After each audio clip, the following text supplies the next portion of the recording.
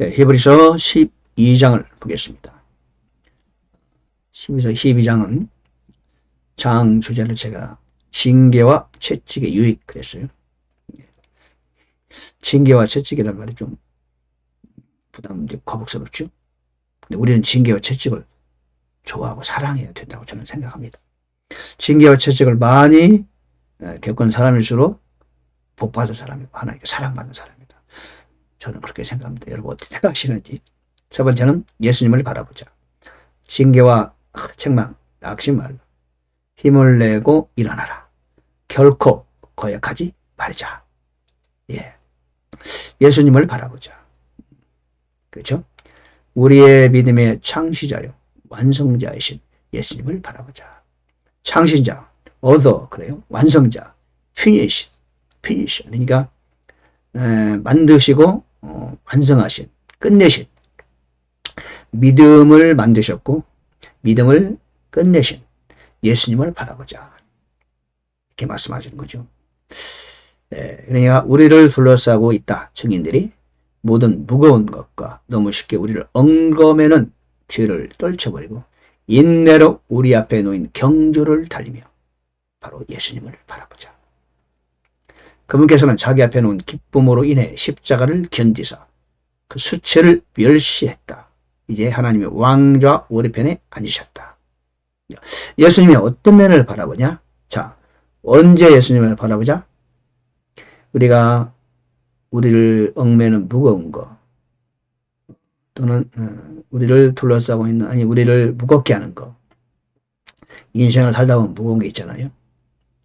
또 우리를 쉽게 죄로 이끌어가는 거, 이것들을 떨쳐버리라. 그리고 인내하자. 그리고 계속 경주하다는 거죠. 그러니까 세상에 나를 힘들게 하는 거 있잖아요. 우리 인생에는 얼마나 참, 인생에는 참 힘들고 어려운 오르막길을 짐을 지고 올라가는 것 같다. 일본의 누구죠? 도쿠가와 이에야스가 그랬나요? 예. 그렇게 했는데 그런 경주를 달리면서 우리는 믿음의 창시자요, 믿음을 완성하신 예수님을 바라보자. 그분이 어떠셨는데? 그분은 저 앞에 있는 기쁨을 바라보고 십자가를 견디시고 수치와 멸시를 달게 받으셨다. 그리고 현재 하나님의 보좌 오른편에 앉으셨다. 바로 예수님이 그러셨다는 거죠. 예수님은 그 엄청난 고통과 수치를 아무렇지 않게 여기시고 견뎌내시더니 그러니까 저 앞에 기쁨을 바라보시고 이겨내시고는 현재 하나님의 보좌 오른편에 앉으셨다. 그와 같이 예수님이 그러셨던 것처럼 우리 역시 예수님을 따라서 믿음을 가지고 무거운 것과 우리를 얽매이는 죄를 떨쳐버리고 열심히 경주하며 예수님을 바라보고 그대로 달려가야 이 뜻입니다. 그러니까 혼자 그렇게 하지 말고 이미 예수님이 그 길을 가셨다는 거예요. 그분이 믿음이 뭔가를 본을 보셨다는 겁니다. 믿음이 뭔가를 그분이 만들어내셨어요. 그리고 믿음을 완전히 끝내셨어요. 완성하셨어요. 그러므로 예수님이 하신 그 믿음을 본받으면 돼요. 그래서 예수님을 바라보자는 겁니다. 예수 그리스도께서는 본인은 아무것도 안 하시고 잘해라 그런 분이 아니시고 본인이 먼저 그 험악한 길을 가셨어요. 사람으로는 상상할 수 없는 그런 엄청난 참혹한 십자가 고통을 받으셨어요. 그리고 영광의 자리에 앉으셨어요. 저와 여러분도 마찬가지라는 거. 우리가 어려우면 얼마나 어렵겠냐 말이죠. 예수님만큼 어려워요? 그렇잖아요. 그 정도는 견딜 수 있다는 거지. 왜? 견디면 저 앞을 바라보면 거기에 기쁨이 있다는 거죠. 그걸 견디면 하면은 예수님이 영광을 얻으신 것처럼 저와 여러분도 영광을 얻게 된다. 그런 말씀이 지금 히브리서 11장 1절 2절에서 우리한테 권고하고 계신 겁니다. 얼마나 설득력 있는 말씀입니까? 그렇죠? 얼마나 논리적입니까? 하나님 우리 보고 무조건 믿으라고 하시는 거 아니에요. 예수님께서 믿음의 본으로 우리 앞을 걸어가셨어요. 우리는 그 예수님의 1000분의 1, 10,000분의 1만 해도 된다는 거예요. 그러니까 우리가 너무 편하게 세상을 살고 너무 편하게 내가 하고 싶은 거 하고 이거는 정말로 예수님께는 정말로 면목이 없는 거예요. 이건 말이 안 돼요. 그렇죠?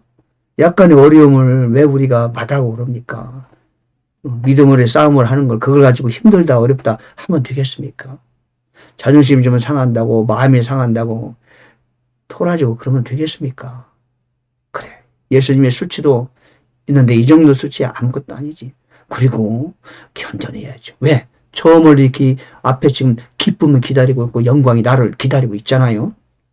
세상 살다 보면은 이리저리 마귀가 얼마나 우리를 공격합니까? 내가 넘어지는 것만 좋아라고 바라볼 텐데 왜 마귀가 좋아하는 일을 왜 합니까? 그렇죠? 오늘 12장은 그런 내용을 쭉 얘기하고 계셔요. 두 번째, 징계와 책망을 낙심하지 말라. 5절에 내 아들아 너는 주의 징계를 멸시하지 말며 그분께 책망받을 때 낙심하지 말라. 여러분 때로 우리가 참 책망받을 때 있어요. 그때 마음이 상하죠. 그러나 우리는 사람이기 때문에 부족함이 있어요. 그렇죠? 견디는 거예요. 그 주가 책망해주면 좋은 거죠. 어떤 사람이 불쌍한 사람이면 정말로 불쌍한 사람은 누구냐? 아무도 그 사람을 책망할 사람이 없어. 그게 불쌍한 겁니다. 그래서 옛날에 고아가 불쌍하다는 말이 그런 말이에요. 옛날에 그런 말 했잖아요. 욕을 할 때 호로 녀석 그잖아요. 호로 녀석. 그 말이 부모 없는 자식 그래요. 왜 그러냐? 부모 없으면 어떻게 되냐? 책망을 받지 않고 자라기 때문에 요즘 말로 한마디로 싹수가 없는 거지. 즉 부모가 계시면 책망을 받고 자라기 때문에 훌륭하게 자랄 수 있다. 이런 뜻 아니겠습니까? 우리의 부모님이 우리 주님 아니세요. 그분은 우리를 책망을 잘하세요. 때로 우리가 죄를 짓고 잘못하잖아요. 그러나 그때마다 주님 우리를 6절에 보니까 쭉해서 사랑하시는 자를 친히 징계하시고 자신이 받아들이는 아들마다 채찍질 하시느니라. 저는 한참 젊을 때 신학하고 나서 그렇게 간절히 기도한 적이 있어요. 하나님 저를 제발 채찍질 해주세요. 제가 봐도 제가 참 못된 게 많이 있는 것 같고 내가 알지 못하는 또 다른 나쁜 것들이 내 안에 있어 보이더라고요. 그래서 기도했어요. 하나님 저를 채찍질 해주세요. 제가 잘못할 때마다 채찍질 해주세요. 제발 부탁입니다. 저도 아버지한테 별로 채찍을 받은 적이 별로 없거든. 주여 저를 채찍질 해주세요. 그러고 나서 채찍을 맞았을까요? 안 맞았을까요? 아이고 많이 맞았어요. 아마 저만치 하나님께 채찍 맞은 사람 별로 없을걸. 평생을 살면서 보통 사람들이 겪는 가장 큰 어려움을 평생 한 번 정도 겪을 그런 일을 저는 한 번 5번 이상 겪었으니까요.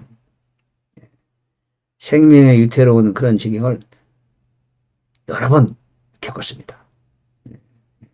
우리 하나님께서 저를 징계하시고 채찍질하신 거지. 저는 얼마나 좀 감사하게 생각하는지 몰라요. 앞으로도 마찬가지예요. 하나님 제가 잘못하면은 저를 징계하시고 채찍질 해주세요. 꼭 감사한 거 아니겠어요? 그렇죠? 왜 그러느냐? 이것은 우리가 자신의 거룩함에 참여하는 자가 되게 하려 하심이라. 10절 이렇게 말하고 있어요. 이제 어떤 징계도 당시에는 기쁘게 보이지 아니하고 슬프게 보이나 그럼에도 불구하고 나중에는 그것으로 말미암아 단련된 자들에게 그것이 의의 화평의 열매를 맺느니라. 그러므로 징계와 책망을 받을 때 여러분 감사하며 기뻐하고 하나님께 영광을 돌려야 되는 것이죠. 예. 세 번째 힘을 내고 일어나서 12절 보니까 징계와 채찍이 말 때 완전히 그냥 절망적 상황이 될 수 있어요. 그때 그런 자들에게 하신 말씀이에요. 12절 그러므로 늘어진 손과 연약한 무릎을 일으켜 세우고 너의 발을 위해 고든 행로들을 만들지니 예. 이것은 저는 것이 길에서 벗어나지 아니하고 고침을 받게 하려 함이라. 예. 하나님 왜 우리를 때로는 그냥 정말로 참 참혹하게 만드는 경우가 있어요. 절망적 상황에 처하게 하는 경우 있어요. 그 이유는 우리를 사랑하시고 거룩함에 참여하는 자가 되게. 그러므로 그런 때 낙심하거나 그죠? 절망에 잡히거나 그러지 말고 늘어진 손과 연약한 무릎을 이렇게 세우고 너희 발을 위해 굳은 행로를 만들어라. 고침을 받아라. 그렇게 말씀하고 있잖아요. 모든 사람과 더불어 화평과 거룩함을 따르라. 그렇게 말해요. 자, 힘을 내고 일어납시다. 여러분 혹시 어려움에 처해 있습니까? 결단코 낙심하지 마세요. 하나님의 사랑의 손길이 지금 임하고 있는 거예요. 벌떡 일어나세요. 늘어진 손과 연약한 무릎을 이렇게 세우세요. 힘을 내고 일어나서 자, 다시 꿋꿋하게 걸어가세요. 하나님이 원하시는 겁니다. 쓴뿌리가 돋아나서 괴롭게 하는 그런 사람이 가끔 있대요. 그러니까 그런 사람이 혹시 있나 돌아보고 혹시 내 안에도 쓴뿌리가 있는 건 아닌가. 쓴뿌리는 잘라내야 돼요. 그게 흑암의 세력이 내 안에 오랫동안 자리를 들고 앉은 거죠. 그걸 정체를 알고 나랑 구별하고 기도하고 금식해서 쫓아내야 돼요. 말씀으로 쫓아내는 거죠. 쓴뿌리가 바로 그런 뜻이죠. 예전에 너무 악한 그런 기억이나 아픈 상처나 이런 것들을 하나님 앞에서 완전히 깨끗이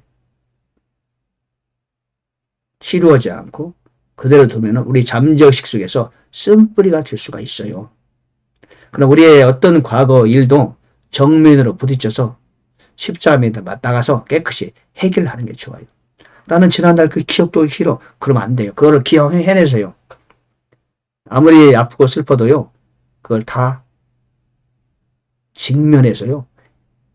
이겨내야 됩니다. 그래야 쓴뿌리가 안 돼요.